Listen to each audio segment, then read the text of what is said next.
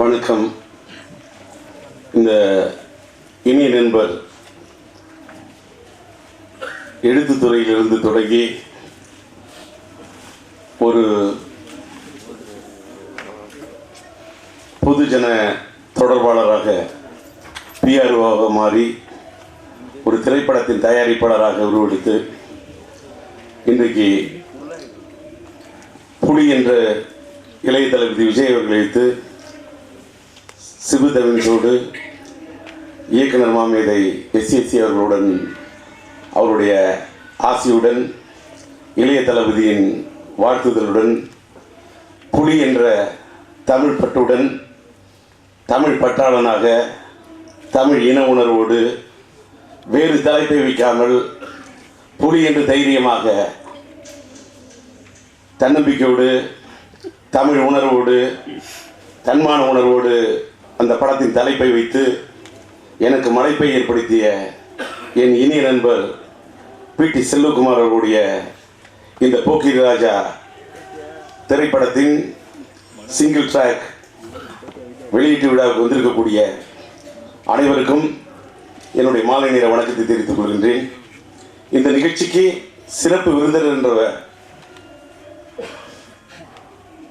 தகுதி திரு எஸ்எஸ்சி அவர்களுக்கு மட்டும்தான் சாரும். காரணம், ஒருவரை யார் உருவாக்குகிறார்களோ, யார் அவரை ஆளாக்குகிறார்களோ, பெற்றெடுத்த தாய் தந்தையை போல வாழ்க்கையிலே திரையுலகத்திலே ஒரு காட்ஃபாதராக இருந்து இன்றைக்கு செல்லகுமாரை உருவாக்கிய பெருமை எஸ்எஸ்சிக்கு சேரும். அவருடைய மகன் இளைய தளபதி விஜய்க்கு சேரும். அவர்தான் இந்த நிகழ்ச்சிக்கு சரியான சிறப்பு விருந்தினராக இருக்க முடியும். நான் மேடையில் இருக்கிற ஒவ்வொருத்தரும் எல்லாரும் ரொம்ப நேரம் பேசிட்டாங்க. நான் இந்த ஃபங்க்ஷனில் பேசுகிறதுக்கு என்கிட்ட எதுவுமே இல்லைங்கக்கூடிய அளவுக்கு எல்லோரும் பேசுகிற பிறகு என்கிட்ட நான் ஒன்றும் அதிகம் பேச போகிறதில்லை. எனவே இவ்வளோ பில்டப் கொடுத்து கடைசியில் பேச கூப்பிட்றாங்கன்னு தெரியல. அதுவே எனக்கு ரொம்ப பயமாக இருக்குது. ஏன்னா நான் செல்லகுமார்ட்ட சொல்லிட்டு தான் வந்தேன். நான் இந்த விழாவுக்கு புலி படத்துக்கு பிறகு நான் எந்த இசை வெளியீட்டு விழாவிலேயோ எந்த ஃபங்க்ஷன்லேயோ நான் இன்னும் கலந்துக்க விரும்பல. நான் செல்லகுமார்ட்ட சொல்லிட்டேன், இந்த விழாவுக்கு வந்து நான் பேச மாட்டேன். ஏன்னா எனக்கு வந்து அதில் ஒரு ஆதங்கம் இருக்குது. என்ன ஆதங்கன்னா, நான் புலிங்கிறத பற்றி இங்கே ஒரு நண்பர் கூட இத்தனை புலி ரைமிங்காக டைமிங்காக பேசுவேன். நண்பர் நல்லா பேசினார். நல்ல காரணம். நான் புலியை பற்றி அதிகமாக பேசுனதுக்கு காரணம் எல்லாரும் தப்பாக புரிஞ்சுக்கிட்டு இருந்தா இன்னைக்கு விளக்கத்தை சொல்லிட்டேன். எனக்கு புலின்னா பிடிக்கும். ஏன் பிடிக்கும்னா, ஏன்னா ஈழத்தமிழர்களுடைய ஆதரவாளர்.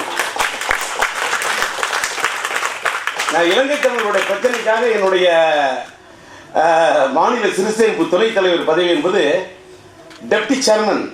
தலைவர் வந்து சிஎம், அடுத்த துணை தலைவர் என்பது சிஎம்க்கு அடுத்த போஸ்ட். 32 மந்திரிகளுக்கு மேலாக 33வது மந்திரிக்கு நிகரான ஒரு பதவி. அது 6 மாசத்தில் ஈழத்தமிழுடைய பிரச்சனைக்காக ஒரு ராஜினாமா செஞ்ச ஒரு புடைக்க தெரியாத ஒரு தமிழன். அந்த உணர்வு எனக்கு உண்டு. நான் ஒரு சிவபக்தன். புலித்தோலை உடுத்தியவன் சிவன் அல்லவா, நான் அவனுடைய பக்தன் அல்லவா. அந்த புலினா எனக்கு பிடிக்கும். ஏதோ அடுக்குன்னு டிஆரோட அடுக்கு மொழின்னா அது அவ்வளோ பெரிய பரபரப்பு எவ்வளோ ரீச் ஆகிருக்குங்கிறதுக்கு பிறகு அது ரீச்சான விஷயத்தை எடுத்து மற்றவங்க அதை வந்து வேற பார்வையில் பார்த்தா தப்பு இல்லை, வேற கோணத்தில் பார்த்தா தப்பு இல்லை. அதை எந்த டிவியில் வெளியிட்டாங்களோ அந்த டிவியில் வந்ததுக்கு பிறகு யார் யார் அதை எப்படி பார்த்தாங்கங்கிறது கடவுளுக்கு தெரியும். நான் ரொம்ப அந்த ஃபங்க்ஷன் போன பிறகு கொஞ்சம் மன உளைச்சல் காலம். நான் எந்த ஃபங்க்ஷனுக்கு வரலன்னு சொல்லிட்டேன். ஆனால் இந்த ஃபங்க்ஷனுக்கு செல்லகுமார் வந்தே தீர்வுன்னு கூப்பிட்டார். நான் பார்வையாளனாக வரேன்னு சொன்னேன், உங்களோட நண்பனாக வரேன்னு சொன்னேன். நான் இங்கே ஒரு பேச்சாளனாக வரவே இல்லை. நான் பேச்சாளனா வந்து எல்லாரையும் பற்றி பேசணும். நான் ஒவ்வொருத்தரை பற்றியும் அடுக்கணுனாலே எனக்கு டைம் ஆகும். ஆனால் நான் இங்கே வந்திருக்கிறது யாராக வந்திருக்கேன்னு சொன்னால் பிடி செல்வகுமாரோடைய நண்பனாக வந்திருக்கேன். அவருடைய நல விரும்பியாக வந்திருக்கிறேன். எனக்கு பிடி செல்வகுமார் வந்து ஏன் இப்படி சொல்றேன்னு கேட்டா, வாலு திரைப்படத்துக்கு ஒரு பிரச்சனை வந்தப்ப அதை பத்தி என் கிட்ட வந்து பேசுறதுக்கு வந்த விஜய் சாருடைய பிஆர்ஓவாக மட்டுமல்லாமல் என்னுடைய நல விரும்பியாக விஜய் சார் வச்சு படம் எடுக்கக்கூடியதா வந்து அவருடைய தூதனாக வந்த ஒரே தமிழ் சினிமாவில் வந்து கேட்ட ஒரே ஒரு இதயம் பிடி செல்லகுமார் தான். அவர் இங்கே ரொம்ப ஒரு வார்த்தை அதிகமாக சொன்னார். புலி படத்தோட ரிலீஸ் அன்னைக்கு ராத்திரி போய் நான் நிற்கிறேன்னா, உடுக்கை இழந்தவன் கை போலே அங்கே இடுக்கன் கலைவதாம் நட்பு. இது வள்ளுவன் சொன்ன வார்த்தை. உடனே ஏதோ தீரா இந்த அடுக்க மொழியில் எதுக மொழியில் சொல்கிறான்னு எழுதுறாங்க வள்ளுவர். ஏன்னா இன்னும் ரொம்ப அதிகமாக நல்ல தமிழ் பேசிட்டாக்கா அவர்களுக்கு ரொம்ப கஷ்டம். நான் வந்து அதனால் வந்து இது வள்ளுவர் சொன்னதுங்க, அது திருக்குறள் சொன்னது. அவர் பேர் திருவள்ளுவருங்க. அவர் தாடி வச்சிருப்பாரு, ஆனால் அவரோட தாடி வெந்தாடி. நல்ல என்னோட தாடி கருந்தாடி தப்பிச்சேன். அப்படினால வந்து இனிமேலுக்கெல்லாம் ரொம்ப இலக்கிய தமிழ் அதுதான் பேசலாம் அந்த காலம். இனிமேலாம் அப்படிலாம் இருக்கக்கூடாது, அப்படிலாம் பேசுறது இதுன்னு. நான் வந்து ஆனால் பிடி செல்லகுமாரோடைய அந்த படத்தோட ரிலீஸ் அன்னைக்கு ராத்திரி போய் நான் நின்றுன்னா, அவர் சிபுத்தமிழ் தான். பிடி செல்லகுமார் என்ன பற்றி சொன்னால் கூட பரவாயில்ல, சிபுத்தமிழ் சொன்னார். அத்தனை பேர் அங்கே ராத்திரிலேருந்து காலைல வரைக்கும் இருந்தாங்க. ஆனால் உண்மையிலே அந்த படம் ரிலீஸ் ஆகணும் பாடுபட்டதுக்கு டிஆர்னு சொன்னது பாருங்க. எனக்கு செல்லகுமார் சொன்னதை விட அந்த இதயம் சொன்ன இந்த வார்த்தைக்கு ரொம்ப நன்றி. ஏன்னா தமிழ்நாட்டில் நன்றி மறந்தவங்க ரொம்ப ஜாஸ்தி ஆகிட்டாங்க பர்சன்டேஜ். அதில் வந்து அந்த நன்றி மறக்காமல் சொல்கிறாருன்னா அது எனக்கு போகும். என்னென்னா ஒருத்தரோட பழகக்கூடாது, பழகிட்டா அவங்களோட இருந்துட்டா எந்த நிலையிலையும் அவங்களுக்காக கஷ்டமோ நஷ்டமோ அவங்களுக்கு எந்த விதமான உதவியும் பண்ணும். அதுக்காக போனேன் நின்ன ஃபைட் பண்ணேன். ஆனால் அப்படிலாம் நான் ஃபைட் பண்ணி தான் இன்னைக்கு இவ்வளோ கஷ்டப்பட்டு இருக்கேன். இதுதான் உண்மை. ஏன்னு கேட்டாக்கா நன்றி மறந்தவர்கள் இந்த நாட்டில் ஜாஸ்தி. அந்த நன்றி மறந்த உலகத்தை நான் யாரை பற்றி எந்த அரசியலும் பேச வரல, நான் ஜென்ரலாக சொல்கிறேன். நான் வாழ்க்கையில் பட்ட கஷ்டம் என்ன மாதிரி நீங்கள்லாம் இருந்துடாதீங்க அப்படிங்கிறதுக்கு தமிழ் சினிமான்னு ஒரு உதாரணமாக வச்சுங்க. என்ன மாதிரி வாழாத யாராவது இருக்கக்கூடாது. தமிழ் சினிமா வந்து கதை, திரைக்கதை, வசனம், பாடல்கள், இசை, ஒளிப்பதிவு, இயக்கம், டிஸ்ட்ரிபியூஷன் இதெல்லாம் பண்ணி இவ்வளோ கஷ்டப்பட்டு இன்னைக்கு ஒரு பீப் சாங் பிரச்சனையா, சிம்புவோட பிரச்சனையா, ஒரு ஃபாதரா எல்லாத்தையும் கை கொடுக்கறதுக்கு யாரும் துணைக்கு வரலன்னா கூட எல்லாத்தையும் மறந்து போராடி இன்னைக்கு வரைக்கும் தூக்கி நிற்கிறேன்னா காரணம் நீங்கள் எல்லாரும் உடனே என்ன டி ராஜேந்தர் பெரிய பெரிய கும்புலாம் நினைச்சிடாதீங்க சார். ஒன்றுமே கிடையாது. என்கிட்ட நான் இன்னைக்கு மனுஷனாக நிற்கிறேன்னு கேட்டால் ஒன்றே ஒன்று தான் சார். என்கிட்ட 3 விஷயம் இருக்குது. இதை மட்டும் சொல்லிட்டு போய்டுறேன். ஒன்று கடவுள் நம்பிக்கை, இன்னொன்று தன்னம்பிக்கை, 3வது ஜோதிட நம்பிக்கை. இந்த 3 கை இருந்தாக்கா இந்த 3 கையை வச்சுதான் என்னோட வாழ்க்கை. இந்த 3 நம்பிக்கை இருக்க, ஒன்று கடவுள் நம்பிக்கை, இன்னொன்று தன்னம்பிக்கை, இன்னொன்று 3 ஜோதிட நம்பிக்கை. இந்த முக்கை இதை நம்பிய காரணத்தால் தான் நான் வாழ்க்கையில் ஆகவில்லை மொக்கை. இதை வைத்துத்தான் என்னுடைய வாழ்க்கை. இப்படிலாம் பேசுறதுனால என் கையில கொடுத்துருக்காங்க இந்த மைக்கை.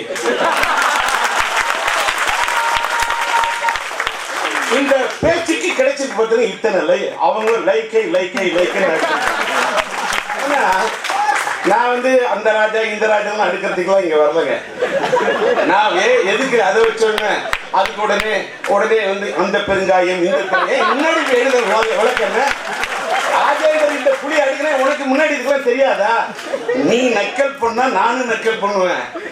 வாழ்க்கையில நக்கல் யாரதான் பண்ணல. நக்கல் கடவுளே இந்த உலகத்தை ஒத்துக்காதவன் இருக்கிறான். நாத்திகவாதி கல்லால் அடிப்பான், நாத்திகவாதி சொல்லால் அடிப்பான், நாத்திகவாதி செருப்பால கூட அடிப்பான் கடவுளை. அதுக்காக கடவுளை ஐயோ நம்மளை கல்லால் அடிக்கிறானே, சொல்லால் அடிக்கிறானே, நம்மளை வந்து செருப்பால் அடிக்கிறான்னு கடவுள் கஷ்டப்படுமா? இதனாலதான் கடவுள் கல்லா இருக்காரு. ஏன்னு கேட்டா உலகத்துல கிண்டலும் கேலியும் இருக்கும். கிண்டலையும் கேலியும் மீறி இல்லஸ்ட்ரேட் வீக்கில் வந்து கார்ட்டூன் வரும்னா கார்ட்டூன் வரக்கூடிய அளவுக்கு நீ இருக்கணும். உனக்கு பேரும் புகழ் இருந்தால் தான் கார்ட்டூனே போடுவான், இல்லாதவன் பேரை போடுவாங்க. இருக்கணும் வாழ்க்கையில் ஃப்ரேம்ல இருந்துகிட்டே இருக்கணும். உதாரணத்துக்கு ஒரு சின்ன ஒரு எக்ஸாம்பிள், என் கையில் ஹிண்ட்ஸே இல்லை. இந்த படத்தில் நான் வந்து எல்லாருமே பேசிட்டாங்க. படத்தின் இயக்குனர் ராம் பிரகாஷ் ராயப்பன் அவர்களை மனதார வாழ்த்துக்கிறேன். என்ன காரணம் தெரியுமா? நம்பர் 1, முதல் படத்திலே தமிழுக்கு இன்னும் ஒன்றை எழுத்தும் தமிழை நினைச்சு பார்த்த நண்பனே, தமிழ் இலக்கியமே வாழ்க. புலின்னு டைட்டில் வச்சது மட்டும் இல்லை, தமிழ் எனக்கு ஏன் செல்லகுமார் பிடிச்சுன்னா புலின்னு டைட்டில் தமிழ், அந்த தமிழ் உணர்வு. நான் அத்தனை புலி அடிக்கணும்னு இங்கே இருந்தது வந்தது, வேற விஷயம் கிடையாது. ஒரு நெல்லை சீமையிலேருந்து வந்து ஒரு தமிழ் உணர்வோட அந்த டைட்டில் வைக்கிறது ஒரு தில்லு வேணும்ல. அங்க அந்த தில்லை பார்த்து தான் என்கிட்ட சொல்லு வந்தது, வேற எங்கேருந்து வரல.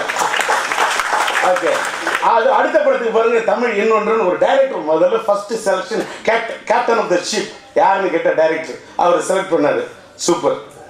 அடுத்தது வந்து எல்லாத்துக்குமே ரெண்டு. அவர் சொன்னார் ஒரே தெருவில் இருக்க என்னை சந்திக்க முடியல, பேச முடியலன்னு. நான் என்ன வேணாம் நான் சொன்னேன். நண்பா ஜீவா, நீ என் பக்கம் நீ திரும்பல, நீ என்ன விரும்பல, நான் வார்த்தை இன்னும் வந்துட்டு அரும்பல, அவ்வளோதான். அப்படிலாம் சொல்லக்கூடாது. எனக்கு வந்து ரெண்டு, இந்த படத்தோட ஹீரோவா அந்த ஜீவா செலக்ட் பண்ணது. உடனே ஜீவா சிரிச்சோன்னே எனக்கு ஜீவா ஏன் பிடிக்கும்னு கேட்டா அவங்க அப்பாவை எனக்கு பிடிக்கும். ஏன்னு கேட்டா என் இனிய நண்பர் புது வசந்தத்தை கொடுத்த அந்த விக்ரமன், அந்த ஒரு தன்னை உருவாக்கின தயாரிப்பாளர் மேல அந்த விக்ரமன் என்ற இயக்குனர் சங்கத்தின் தலைவர், அந்த அவருக்கு இருக்க அந்த ஆர்பி சௌத்ரி மேல அவர் வச்சிருக்கக்கூடிய அந்த மரியாதை இருக்கு பாருங்க. விக்ரமனை பார்த்திருக்கிறேன், இசையமைப்பாளர் சிப்பியை பார்த்தேன். அவங்க ரெண்டு பேரும் ஆர்பி சௌத்ரி அவர்களை பத்தி சொல்லும் போது தமிழ்நாட்டில் அத்தனை புது இயக்குநர்களை அறிமுகம் செய்து அந்த ஆர்பி சௌத்ரி என்ற ஒரு மனிதர், மாமனிதர், அவர்களும் ஒரு மகனா பிறக்கிறதே பெரிய பாக்கியம். அப்படிப்பட்ட ஹீரோ. அதனாலதான் எனக்கு உடனே ஜீவா அவருக்கு வந்து ஒரு அல்வா கொடுத்து அடுத்த பட காட்சி டவுட்டை கேட்கக்கூடிய ரகமே நான் கிடையாது. ஏன்னா ஜீவா அடுத்த பையன் வந்து இந்த படத்தில் இன்னொரு ஹீரோ இந்த சிபிராஜ், ரொம்ப மரியாதை குறித்த நல்ல பையன். ஏன்னு கேட்டால் அவங்க அப்பா என் படத்தில் நடிச்சிருக்காரு, அவங்க அப்பா எனக்கு நல்ல நண்பர் சத்யராஜ். எல்லாம் ஒரு மனிதன் வாழ்க்கையில் மேலே போவான் கீழே வருமா, அதெல்லாம் வெற்றிலாம் சக்கரம் மாதிரி. அந்த சிபிராஜ் வந்து நல்ல ஒரு பண்பான பையன், எங்கே போனாலும் என்கிட்ட வந்து மரியாதையாக வந்து என்கிட்ட பேசுவார். இப்போ இந்த படத்துக்கு ஒரு கெட்டப் வச்சிருக்காரு பொழுது தாடி, நானும் தாடி தான், பரவாயில்ல. என்னோட தாடி நிரந்தர தாடி. இப்போ நீ வந்து இப்போ ஏதோ ஒரு சூழ்நிலைக்காக தாடி வச்சிருக்க, படத்துக்காக இல்லை, படத்துக்காக வைக்கலாம், ஓகே. ஆனால் நான் படத்துக்காக தாடி வைக்கிறதே இல்லை, என்னோட பரம்பரை தாடி இது. என்ன பார்த்தா பல பேர் தாடி அது வச்சுங்க. அதனால எனக்கு சிபிராஜ் ரொம்ப பிடிக்கும், அவர் ரெண்டாவது ஹீரோ. அடுத்தது அந்த படத்தின் கதாநாயகி ஹன்சிகா, அந்த நல்ல நடிகைன்னு மட்டும்தான் எல்லாரும் சொன்னாங்க. நான் நடிகைகளை பற்றி அதிகமாக பேசுறது கிடையாது, நடிகைகளை பற்றி பேசுங்க நிறைய பேர் இருக்காங்க. அந்த பொண்ணை பொறுத்த வரைக்கும் நல்ல பொண்ணு, நல்ல ஒரு அந்த பொண்ணு வந்து ஒரு குழந்தை மாதிரி என்னை பொறுத்த வரைக்கும். ஷீஸ் லைக் ரொம்ப ஒரு சின்ன பேபி மாதிரி அந்த பொண்ணு, அவ்வளோதான். அந்த பொண்ணை பற்றி எனக்கு தெரிஞ்சதுனால சொல்கிறேன். எதுக்காக சொன்னேன்னா அந்த பொண்ணுக்கு நான் ஒரு நன்றி சொல்லணும், நான் சொல்கிறதுக்கு வேறு மேடை கிடைக்காது அப்படின்னா. வாழு திரைப்படம் வந்து யாரோ எடுத்த படம், நான் அதோடைய பிரச்சனைகள்லாம் நான் எடுத்துக்கிட்டு அத்தனை கோடி கடன் பட்டு அந்த படத்தை ரிலீஸ் பண்ணும்போது நான் ஒரு தெரியாத அந்த படத்தில் ஒரு பாட்டு பாடிருந்தேன், தாறுமாறும் அந்த பாட்டு. அந்த படத்தை அந்த ப்ரொடியூசர் ஷூட் பண்ணாமல் போயிட்டாரு.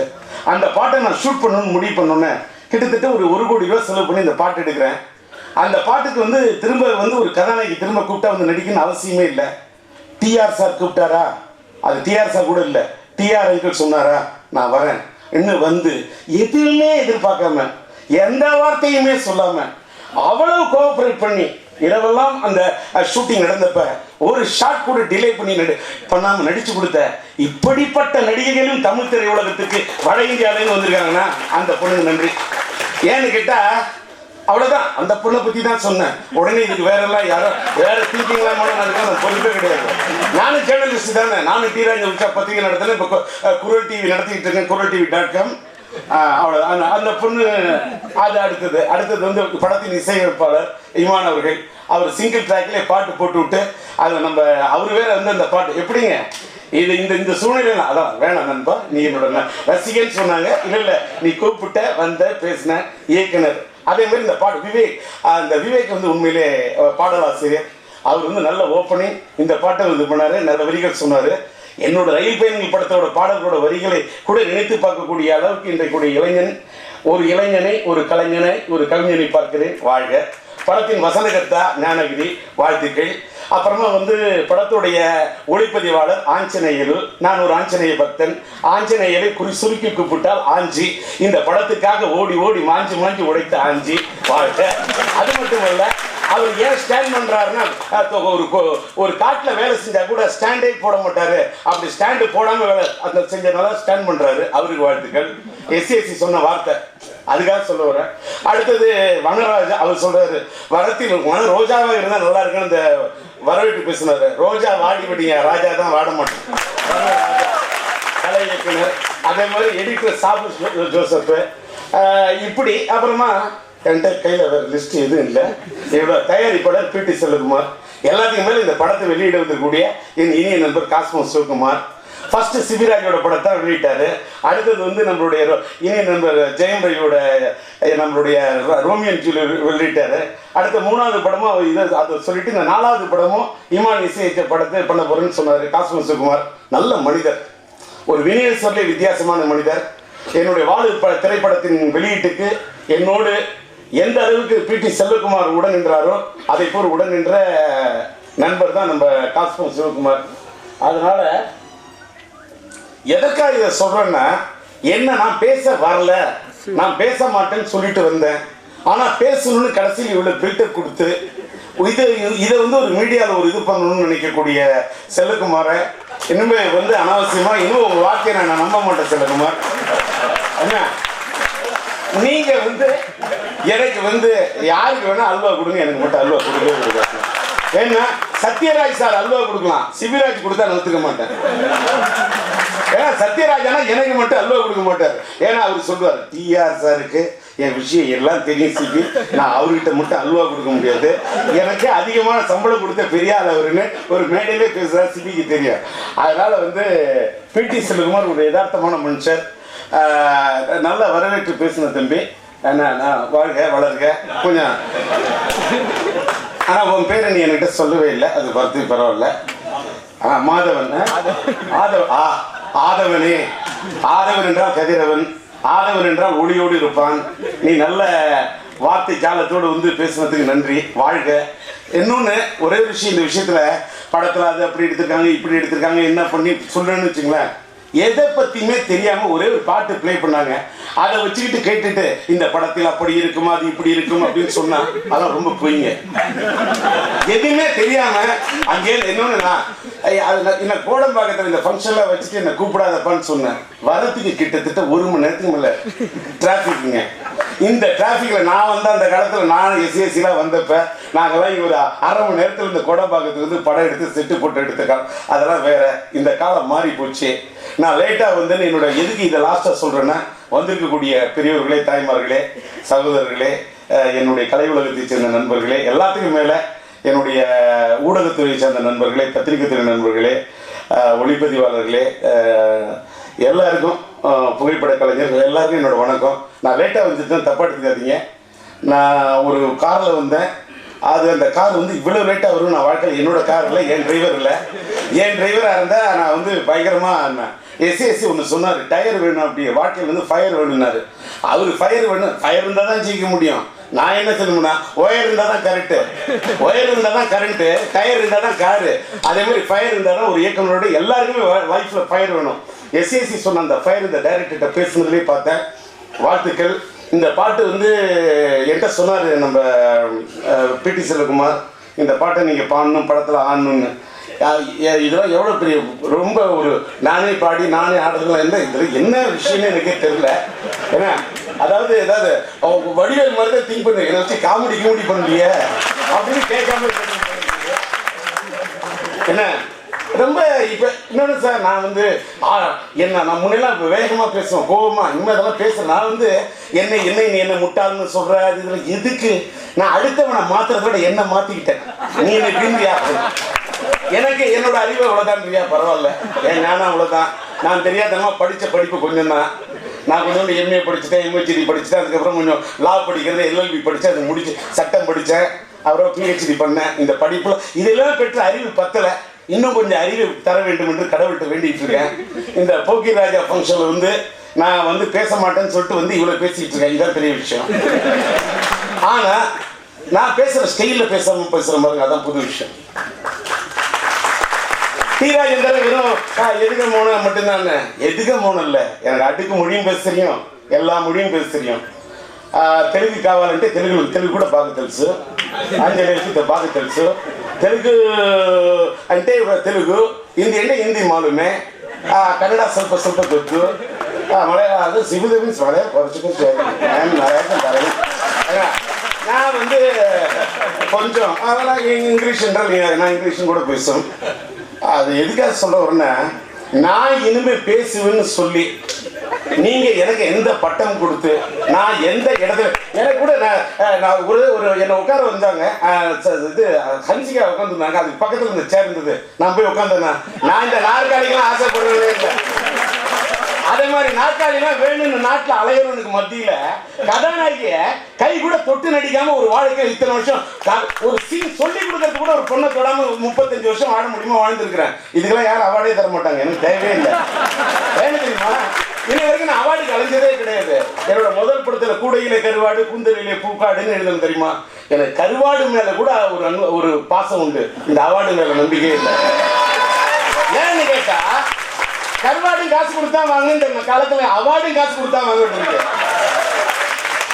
எனக்கு அந்த மாதிரி அவார்டு எனக்கு மக்கள் கொடுத்த இது அந்த ரிவார்டு அது மட்டுமே எனக்கு போதும், வேற எதுவுமே வேணாம்.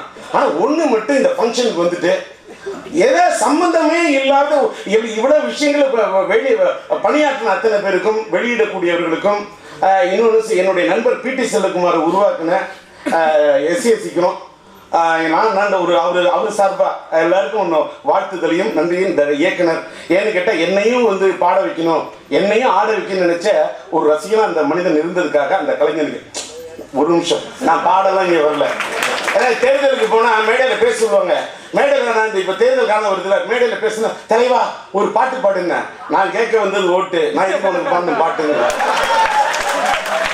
நீ எப்படி இருந்தாலும் ஓட்டுக்கு கேட்க போற நோட்டு, அப்புறமா இப்ப எதுக்கு பாட்டுங்குவேன் நான் கவர், நோ ப்ராப்ளம் பிராங்க். அப்புறமா ஓட்டு இன்னொன்று போட்டாக்க இந்த தேர்தல் காலம் எல்லாத்தையும் நான் பார்த்துட்டேன். தேர்தல் காலத்துல பாத்தீங்கன்னாக்கா மக்கள் ஒவ்வொரு கட்சிக்காரரும் ஓட்டு கேட்டுருப்போம், பயங்கரமா பேசுவான். மக்கள் போக்குல பயங்கரம் இப்படி கையாட்டுவோம், இப்படி சிரிச்சுக்கிட்டே கையாட்டோம். என்ன மக்கள் கையாட்டுறாங்கன்னா, போயிட்டு வா உனக்கு ஓட்டு இல்லை, போயிட்டு வா உனக்கு ஓட்டு இல்லை. நான் ஃபேஸ் ரீடிங் தெரிஞ்சவன். இந்த ஃபேஸ் ரீடிங் தெரியாட்ட இத்தனை புதுமுகங்களை நான் அறிமுகப்படுத்திட முடியுமா? நான் அறிமுகப்படுத்தின புதுமுகங்களை இப்படிலாம் கிளிக் ஆக முடியுமா? அதனால கிளைமாஸா ஒன்னே ஒன்று, அத்து விட்டா அது என்ன அத்து விட்டா அப்படின்னு கேட்டாக்கா அது ஷார்ட் ஃபார்ம் ஆஃப் அத்து விட்டா, அதான் அத்து விட்டா. ஆனா எப்ப ஒரு பொண்ணு அத்து விடுறா, நாங்களும் என்னன்னு கேட்டா கட்டடிப்போம் காலேஜுக்கு, காதலிப்போம் மேரேஜுக்கு எழுதி அந்த காலத்துல வந்த காலத்துல என்ன அத்து விட்டா அப்படின்னு விவேக் சொன்னா நான் சொல்றேன். பொண்ணு ஃபர்ஸ்ட் எங்க காதல் ஸ்டார்ட் ஆகுது, மச்சான் லுக்கு விட்டா,